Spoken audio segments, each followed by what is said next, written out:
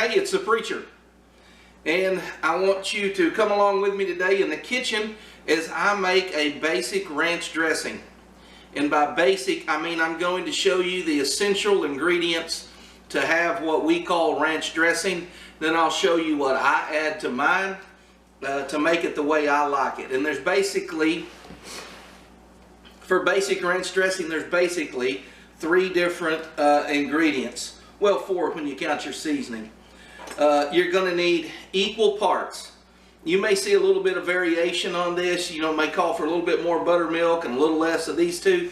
And I tend to put a splash more buttermilk. But basically, I got to quit saying basically. We're too early in the video to be saying it like 3 times. I take a cup, a half cup, a third cup, depending on how much I want or what I need. If I'm making this for a group of people to eat salad, I may start with a cup. If it's just for me and what I want at the house, I may use a third of a cup. But be thinking of it's going to be 3 times as much as you start with. So I would do a half cup of sour cream, half cup of mayo, half cup of buttermilk. And then I'll add just a little bit more buttermilk. So if you want to make ranch dressing, you need those 3 things, and you need dill. Now you can use store-bought dill. I may have some.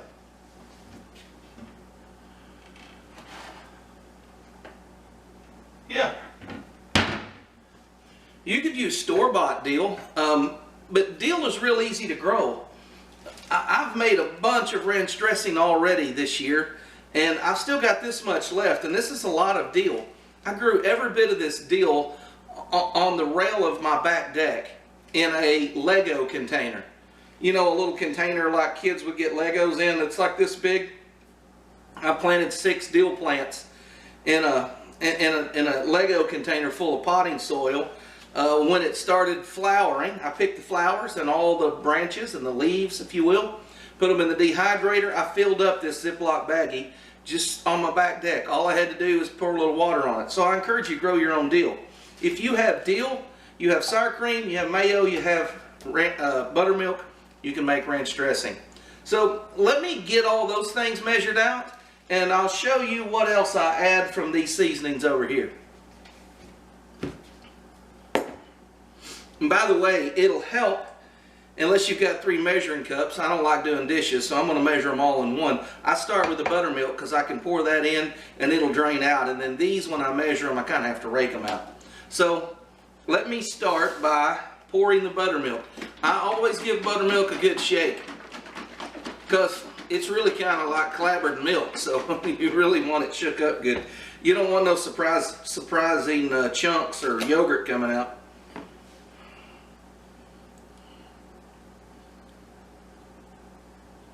Alright, I'll be using a half a cup this time. So here's a half a cup of buttermilk, and then I give it about that much more because I like a little bit more buttermilk than I do everything else. So we'll set the buttermilk aside.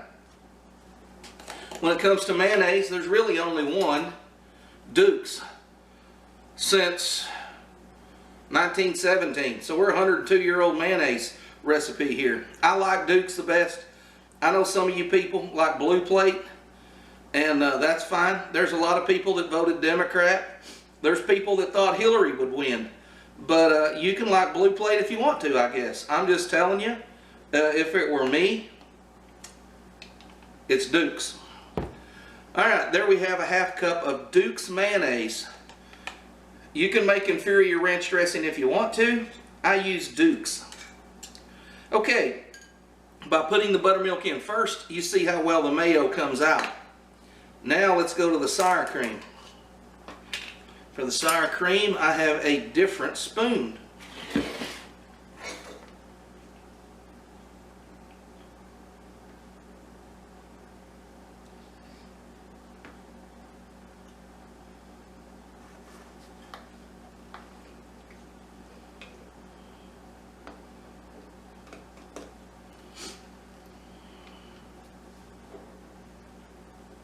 You don't have to be real precise with these, but that's pretty close to a half a cup. Now, all of our measurements have been made as far as our 3 basic wet ingredients. sour cream, mayo, buttermilk. Let's put all those up and we'll give this a mix and we'll start adding seasoning. Okay, here's what we're going to be dealing with now. The next essential ingredient is dill. You can put as little or as much dill in there as you want. I happen to like dill in mine. There again, I don't want it to taste like dill, but I want to taste dill in it. And so I don't have an exact measurement here. And after those 3 measurements that you just saw, that's all the measurements I have. Everything else is by eyeball and taste. And so the reason I say that is because when it comes to herbs like this, there is no standard for how potent an herb is. You may get a weaker brand and may not have as much potency. You may have your own dill like I have here, and it's pretty pungent. So it's going to require you to do a lot of tasting and adding, tasting and adding. Now the reason I put mine on a plate is because I have some big hard stems in here. You could run this through a spice grinder and make it into a powder if you wanted to. I kind of like it like this. So what I do is I just pull out the bigger stems. I leave behind all the little pieces. If you want to, you can even crumble them up. I just tend to pull them out. And I leave behind the small stuff. Once I get all the bigger pieces pulled out and I've stripped off all the leaves, there, I've got it pretty well to smaller parts. Then I pick it up and I'm doing this with it. I'm just crushing it in my fingers, and by freshly breaking it and grinding it up like this, I'm really kind of bringing out the freshness. And I mean, now all of a sudden you're smelling dill in here. So I don't know how much that is, maybe a teaspoon of mine all just crumbled up. So I'm going to add that to our equal parts sour cream, mayonnaise, and buttermilk. The next big ingredient for me is garlic. And I like a lot of garlic. As a matter of fact, when I first started making this, I was using garlic salt. And you could do that. I recommend Lowry's. If you're going to do it, use Lowry's garlic salt. It's a very good garlic salt. And you can use garlic powder. But what I ended up doing is using just a lot of fresh garlic. And the reason why I say there's no exact measurements here, both of these are a clove of garlic. One of them is about 4 times as big as the other. So it's not an exact science, but what we do know is that we want a lot of garlic. So I know from trial and error that I'm going to use a lot of chopped up, finely grated garlic. So if I know I'm going to be using a lot, then I just go ahead and start off with like 3.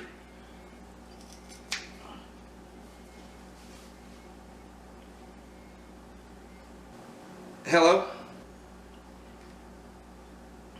Where were we before we were so rudely interrupted? Oh, that's right. So I put 3 cloves of crushed garlic in there, and as you can see, I ran it through a garlic press, so it comes out pretty fine. And so what we've got in there so far is the dill and 3 cloves of garlic. I'd say a little over a teaspoon of my dill and 3 cloves of garlic. Let's give this a whisk and see what it looks like. Kind of have to be careful at first until you get that buttermilk thickened with the mayo and the sour cream. Now I'm just going to whisk this.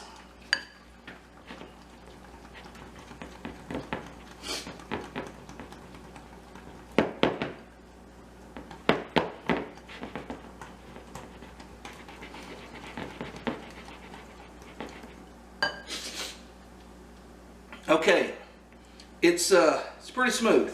I mean, it's not fully smooth, but it's smooth enough. And I'll tell you why I whisk it right now.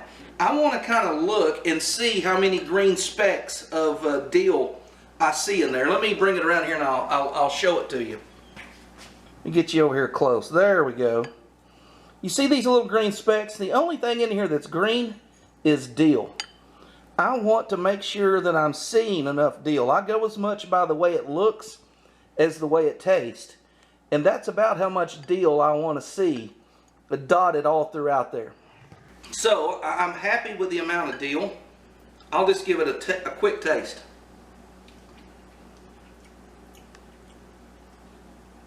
That's good. Okay, now we need to add a few other things. From the dill and the garlic, we go down in the amount from here. I'm going to add just a little bit of salt, and for me, that's going to be pink Himalayan salt. And I don't need much, but I'm going to need some. I'm going to add fresh cracked black pepper.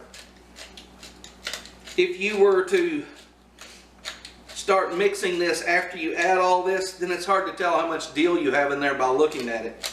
So by putting the dill in first, you can add all this later. I need another shot of that coffee. Okay, now things we're going to put a small amount of in. Here I have some of my own cayenne red pepper that I've grown and dried and ground. And I don't put a lot in here. I make a cayenne ranch in which I put quite a bit of cayenne in, but it's spicy. And I don't want this to be spicy. I just want it to have a little bit of cayenne. It's not even enough that you're going to go, does this have cayenne in it? It just adds to the overall flavor. Along with that, even less smoked jalapeno or chipotle powder. And this also is my own making. Give it a good shake. I think it got a little hard there. There again, I don't need a lot of this. I'm not trying to make it taste like smoked jalapeno. I just want this flavor in the background that you can't place it. These are celery seeds. I don't put very many of these in there at all. That's plenty. Parsley, dried parsley. I put this in there mainly for the looks. I don't really think it adds anything to the flavor, but it gives you a lot more of those green specks that you see in a lot of maybe restaurant style ranch dressings. And so I like to put it in mine because it gives it a little bit more of that green color. Now, I want to stir this and give it a pretty good stir. I still have some lumps in it from the mayo and the sour cream. So I want to stir now till I get pretty smooth. And you really want to scrape the bottom. I've done this where I didn't stir it as good and dumped it into a container, and I had a big chunk of mayo smeared on the bottom. So that's why I put the buttermilk in first. That kind of coats everything, keeps anything from sticking, and that's why I put it in the measuring cup as well. Okay, that looks pretty good. Let me make sure I haven't missed anything over here that I normally put it in. Let's give it a taste. Let me get just a little shot of coffee to cleanse my palate. Alright, we're going to do the broccoli test. If you can make broccoli taste good raw, you're probably pretty good dressing. So I'm going to give it a good dunk. Get it good and coated.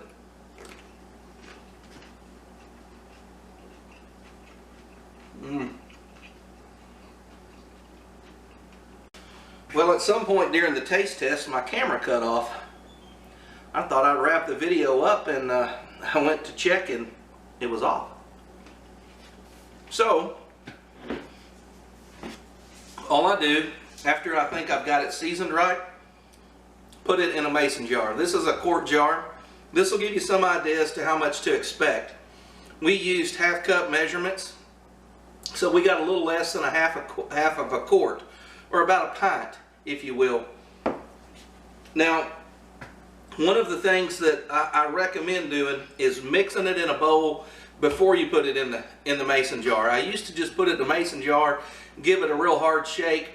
It never blended as good as it does when you use a whisk.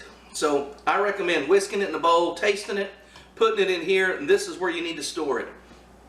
I keep it in the fridge for about a week, 10 days. I would recommend you eat all yours. If you keep it in the fridge, you eat it in a week. I have ate it 10 days out, 2 weeks out. It's still okay.